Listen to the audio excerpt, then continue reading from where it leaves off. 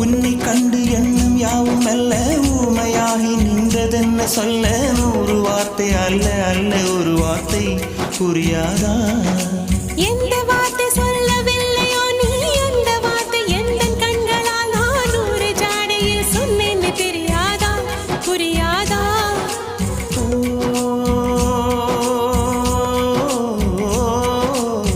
my போல நானும்